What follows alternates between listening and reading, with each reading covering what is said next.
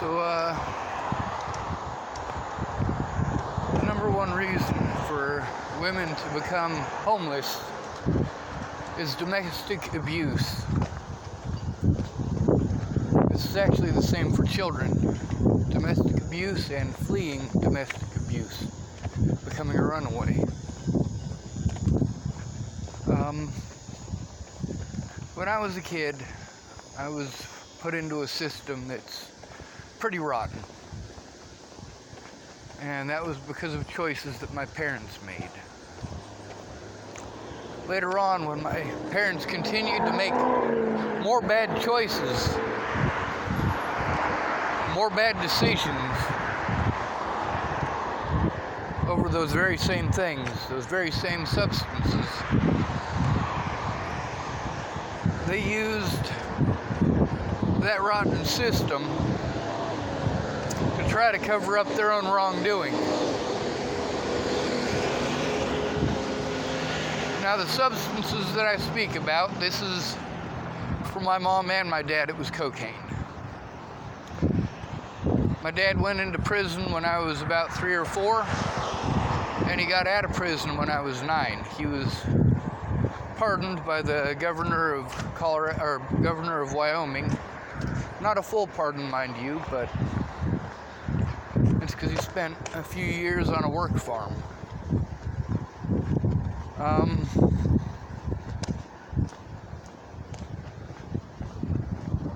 When I needed their help, they weren't helpful. My parents really didn't care. And why would they? I mean, after all, I turned them in for the things they did wrong. But also, there were no consequences for them. When my mom, Doug Cowden, and my older brother, Eric Schwartz, all took part in basically stealing my money. It wasn't basically. I mean, they outright used it for things that they should not have. That money was supposed to go to a vehicle.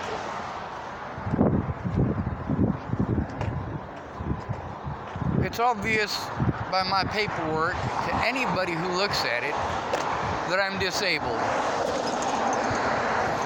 It's obvious to anybody who takes a look at the situation that I've been abused. And it's obvious to anybody who looks at the situation that the complications of my disabilities have been taken advantage of in order to justify that abuse. It's also obvious that I'm highly intelligent. The problem is, people expect things that I just cannot provide in my current situation. Without housing, I'm not able to do the things required of me by the courts. I'm not able to do the things that are required of me in order to defend myself and get a lawyer. Without housing, I am not a functional human being.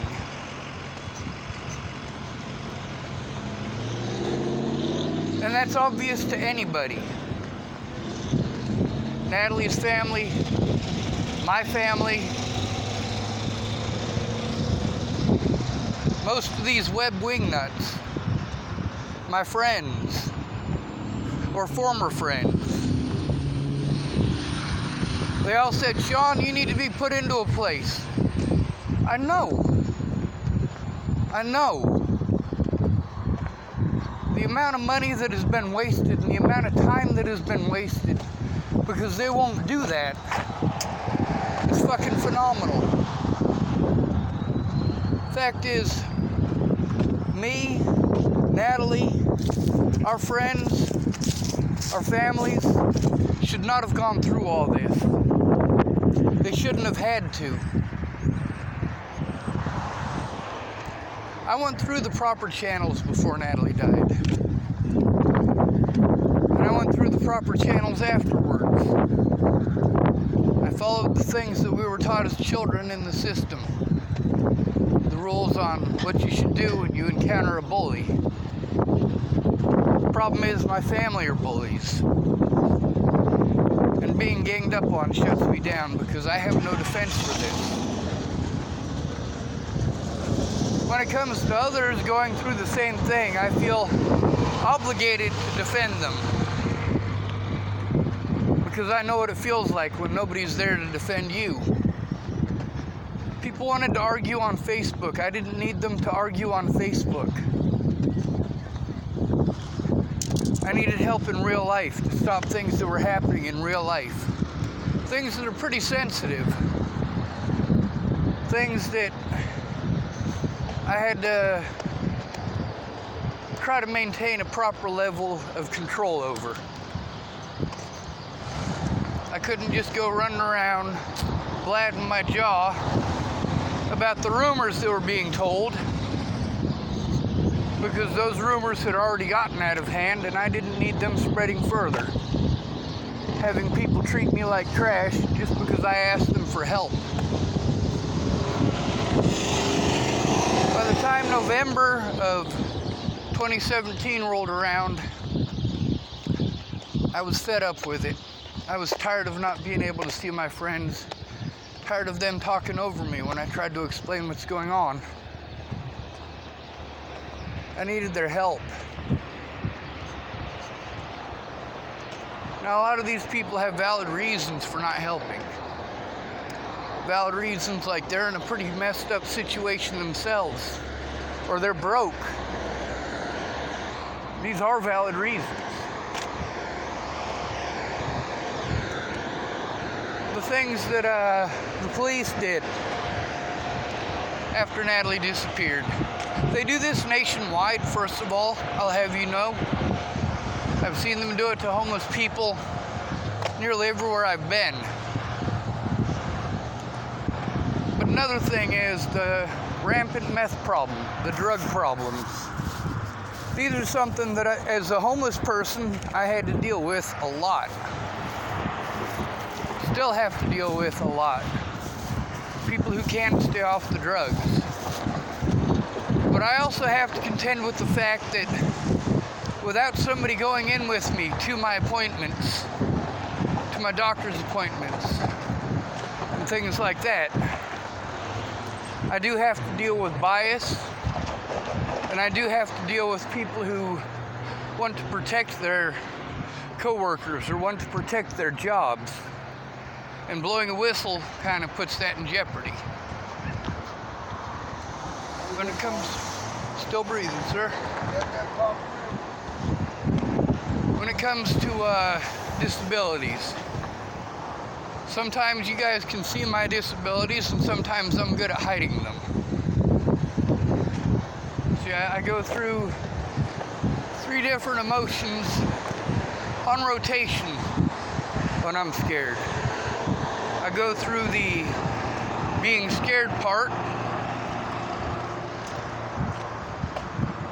That continues until I want my life to end.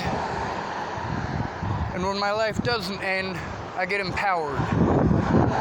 Like, hey, that was messed up and things like this need to stop happening.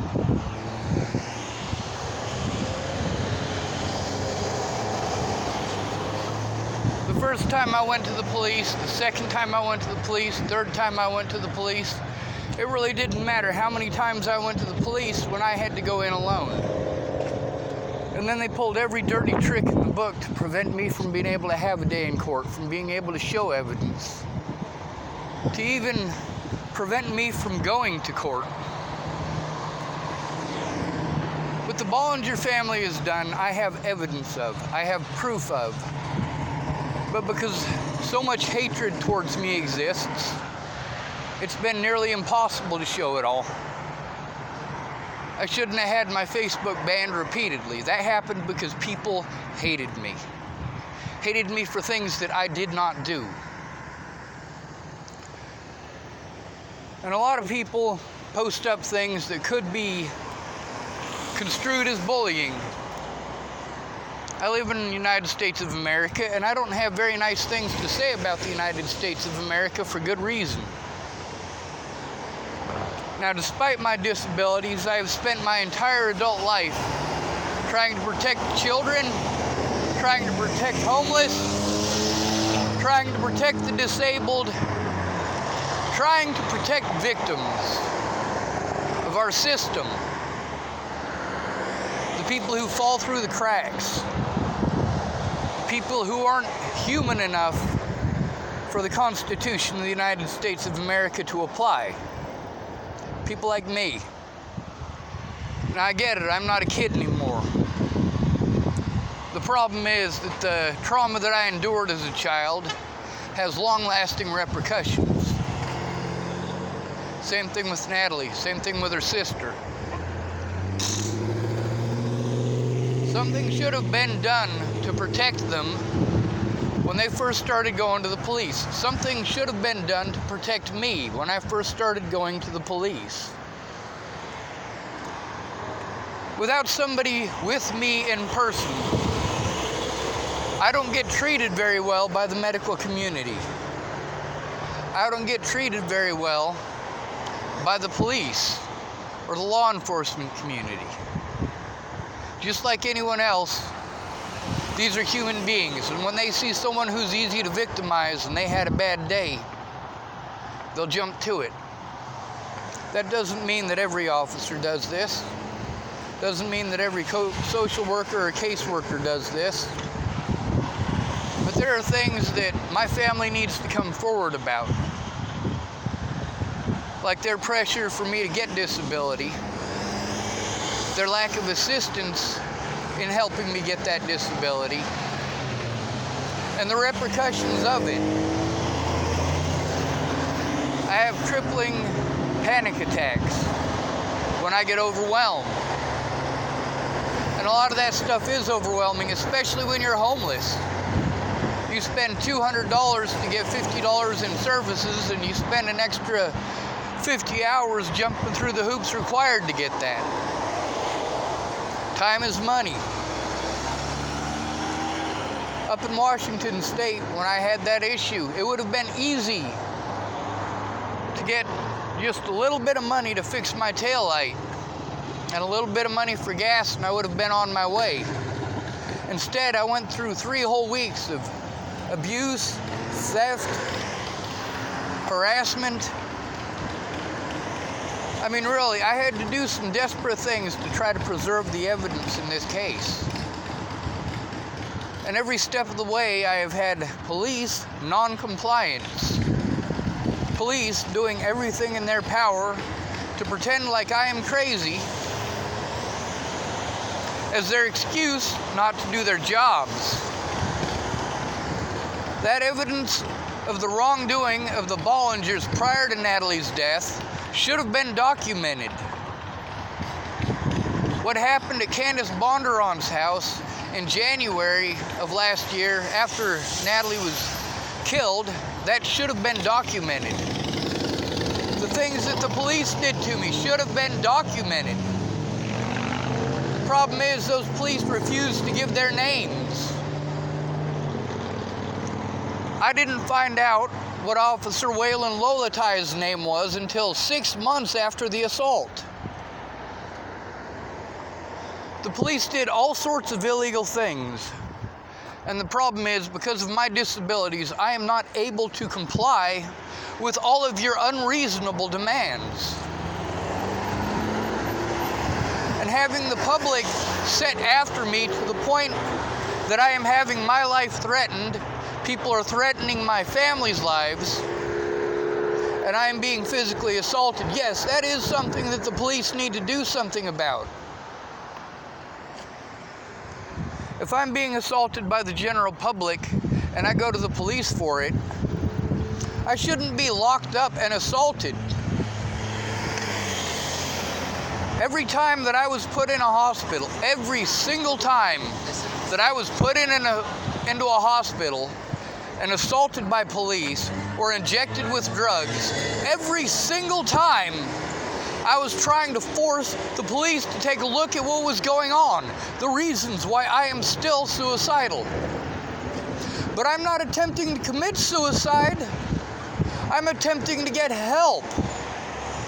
with every roadblock imaginable standing in my way. This is not acceptable.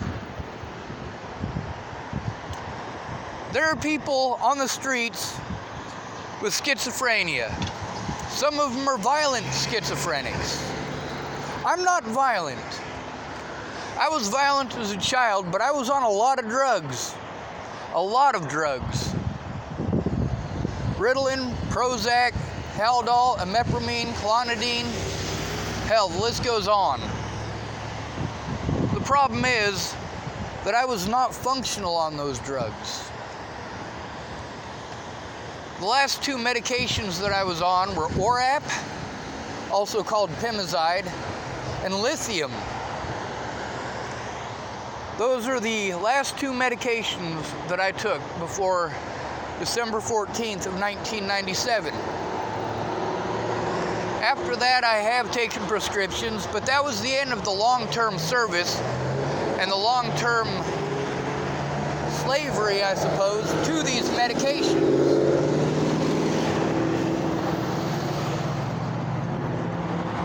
Now, the few times that I've taken medication since, it has adverse effects. Injecting me with mind-altering drugs is not a smart thing to do.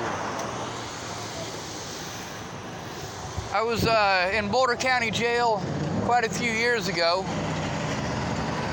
and I was having a severe panic attack in their jail. They gave me a medication called Seroquel. It knocked me out for 3 days. And then it kept me up for 3 days after that. These things are not acceptable. Doctors need to listen to their patients. And the police need to listen to people coming in to make a report. Yes, I've gone in hysterical on several occasions, but only after multiple attempts to go in while I was calm and get them to do their jobs. I needed help. I needed protected from predators, and that's something that needs to be noted. My dad knows that I'm disabled. My mom knows that I'm disabled. My Aunt Mary knows that I'm disabled. What they don't understand is that, in much of that, it's the way that they interact with me and treat me that is my disability. Especially after growing up in the places that I did. My Aunt Mary's not a screamer, not even close. Matter of fact, I do consider her a good woman. That doesn't detract from the fact that I'm angry, and I am angry at her. I'm angry at my entire family because I tried to get their help, and they just assumed that I could do it all myself without the resources that they take for granted. With my dad, the last thing he should have been doing is screaming at me. The first thing he should have been doing is listening and looking. If you want to help somebody, you need to listen and look. You need to throw away everything in your head that you assumed and actually listen to what it is they have to say.